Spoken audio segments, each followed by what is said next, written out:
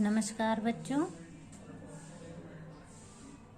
इसके पिछले क्लास में हम लोगों ने पाठ 14 इसमें चित्र वर्णन का हम लोगों ने प्रयास किया था कि चित्र को कैसे वर्णित किया जाता है। कोई भी चित्र दिया हुआ है तो हम उसका वर्णन किस प्रकार करेंगे। ठीक है। अब आज हम लोग पाठ 15 में कहानी लेखन स्टोरी राइटिंग का प्रैक्टिस करेंगे कि कोई भी कहानी हम किस प्रकार लिख सकते। अगर हमें कोई संकेत दिए हुए हैं, कोई चित्र दिया हुआ है, तो हम उन चित्रों के आधार पर, उन विकल्पों के आधार पर किस प्रकार कहानी को पूरा करेंगे। तो इसमें क्या होता है कि कोई भी चित्र के द्वारा या शब्द के द्वारा या चित्रों या शब्दों के आधार पर अपने मन के भाव को लिखना।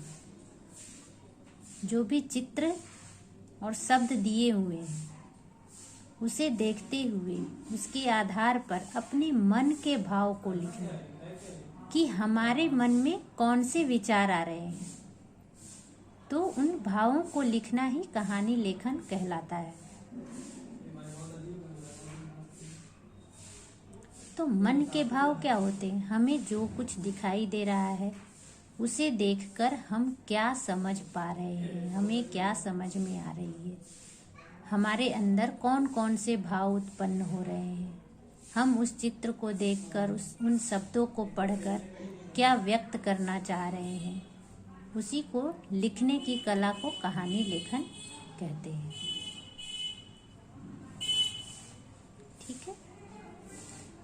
तो पाठ 15 कहानी लेखन। देखिए यहाँ पर शीर्षक दिया हुआ है, शब्दों व चित्रों की सहायता से कहानी पढ़ो और समझो। शब्दों व चित्रों की सहायता से कहानी पढ़ो और समझो। इस कहानी को पढ़ना है अच्छे से और समझना है कि इसमें क्या कहा गया है, ये कौन सी कहानी है, इससे हमें क्या शिक्षा मिलती है। चलिए शुरू करते हैं। यहाँ पर चित्र में क्या है? बिल्ली। ठीक है। तो यहाँ पर बिल्ली ना लिखकर हम बिल्लियाँ कर दे रहे हैं।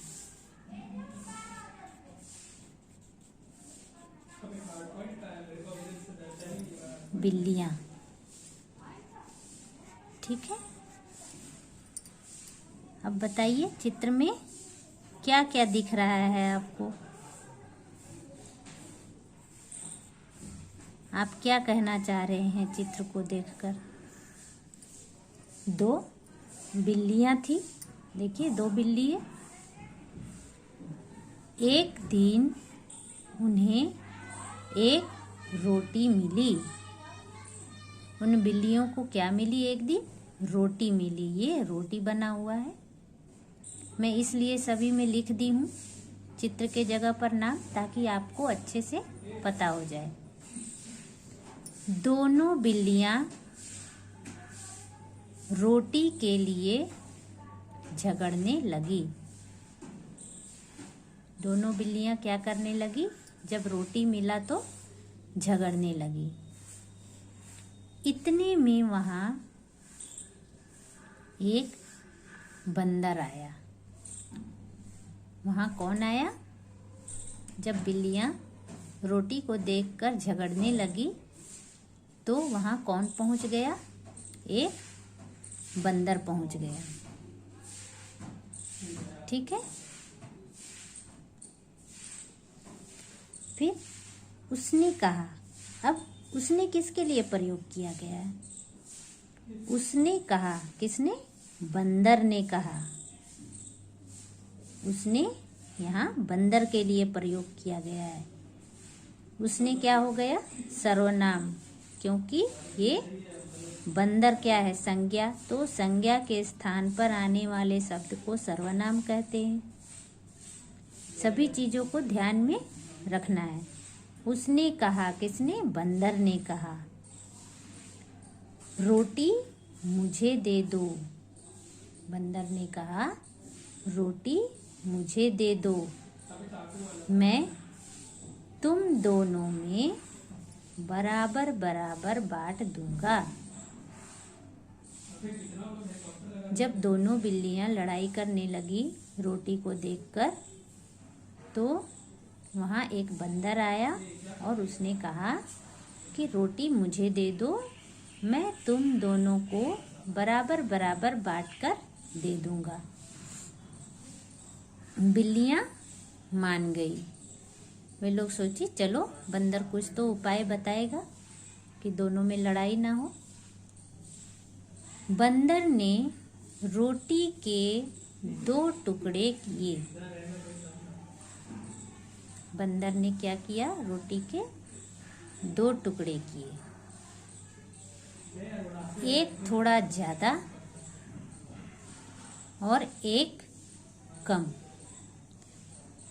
रोटी को जो 2 भाग में बंदर ने बांटा, तो एक साइड ज्यादा हिस्सा था, दूसरे साइड कम हिस्सा था रोटी का।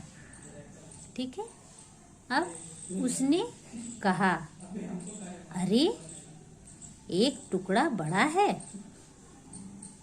किसने कहा? बंदर ने कहा, अरे एक टुकड़ा बड़ा है, चलो मैं थोड़ा खाकर इसे दूसरे के बराबर कर दूंगा या कर देता हूँ। बंदर ने कहा, अरे रोटी का एक टुकड़ा तो बड़ा हो गया, चलो इसमें जितना बड़ा है, कम वाला जितना है, उसे बराबर करने के लिए उससे थोड़ी सी रोटी हम खा लेते हैं, ताकि दोनों हिस्सा बराबर हो जाए रोटी का। उसने रोटी के टुकड़े में से थोड़ा खा लिया।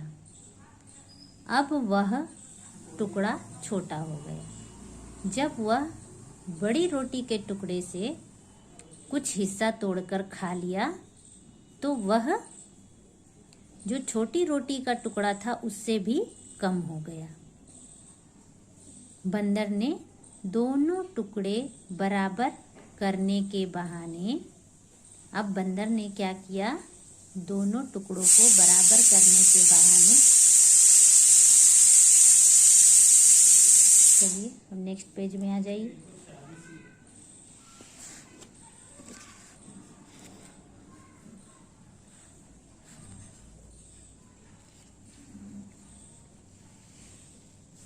के बहाने धीरे धीरे सारी रोटी खा ली।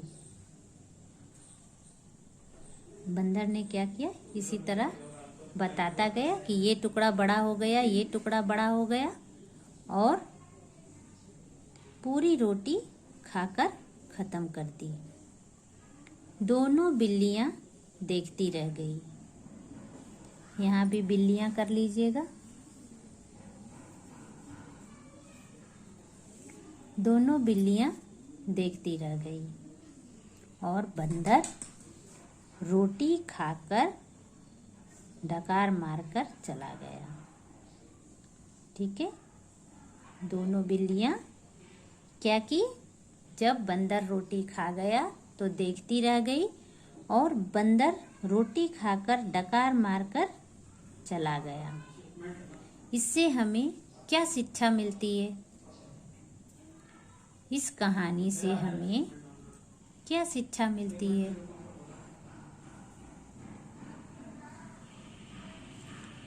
तो इस कहानी से हमें यह शिक्षा मिलती है कि आपसी लड़ाई का फायदा दूसरे उठाते हैं। अर्थात जब 2 लोग लड़ रहे होते हैं तो कोई तीसरा वहां आकर उसका फायदा ले लेता है, वो अपना लाभ कर लेता है। ठीक है। और जो लड़ाई करते रहते हैं उन्हें कुछ समझ में नहीं आता है, वो देखते ही रह जाते हैं। उन्हें उस लड़ाई का कोई फायदा नहीं होता, उन्हें नुकसान ही होता है। अर्थात हमें आपस में कभी भी लड़ाई नहीं करनी चाहिए। हमें एक दूसरे से, अपने दोस्तों से, अपने परिवार से मिलजुल कर रहना चाहिए और उनकी भी मन की बातों को समझना चाहिए। तो इस तरह हम अगर आपस में मिलजुल कर रहें तो कोई भी तीसरा आकर उसका फायदा नहीं उठा सकता है। ठीक है। चलिए अब देखिए, यहाँ पे भी कहा गया है, दिए गए चित्रों व शब्दों के आधार पर मन के भावों को लिखना कहानी लेखन कहलाता है।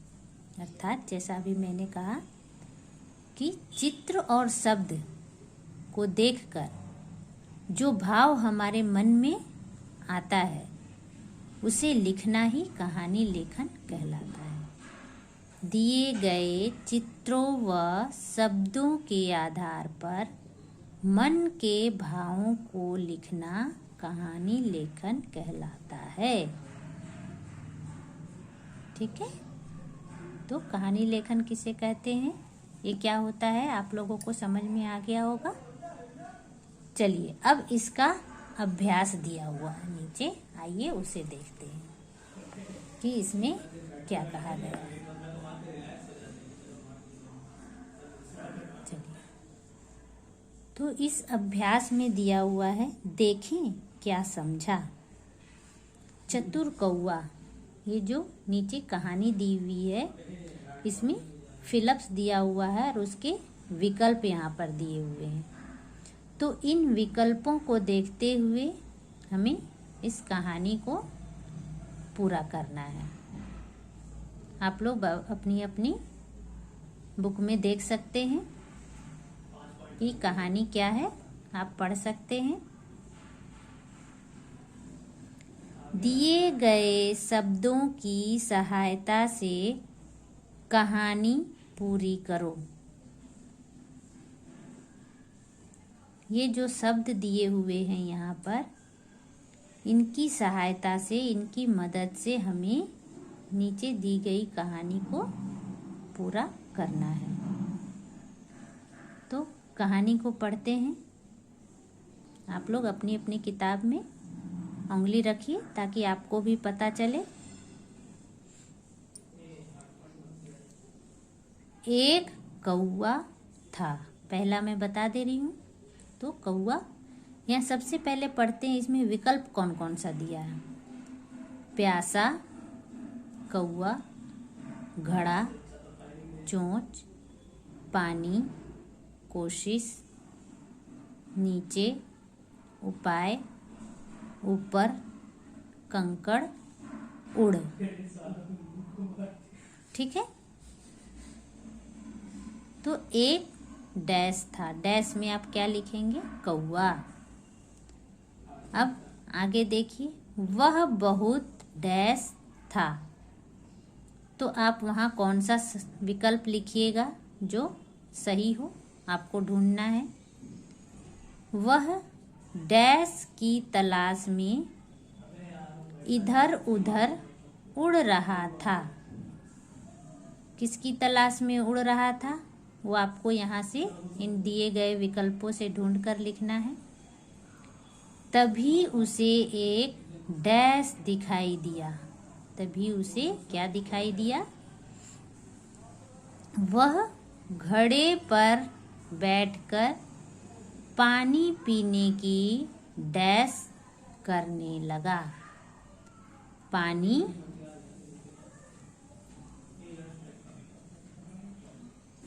बहुत डैश था, उसकी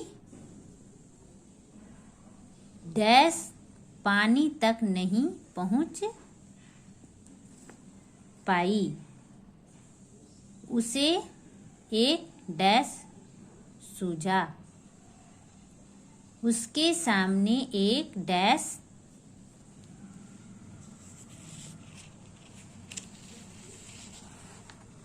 उठाकर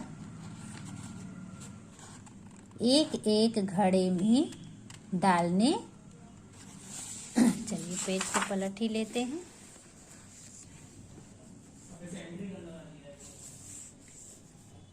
डालने शुरू कर दिए।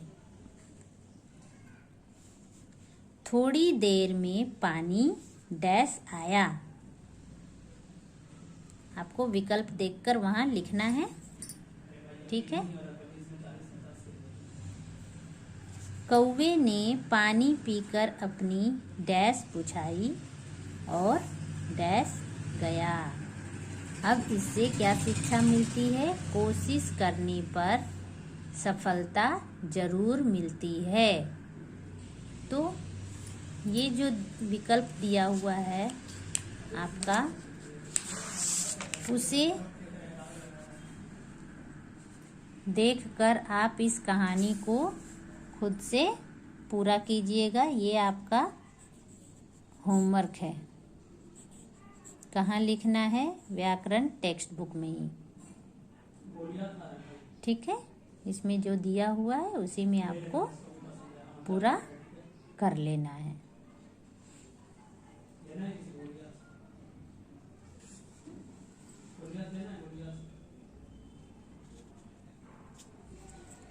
ठीक है बच्चों, नमस्कार, धन्यवाद।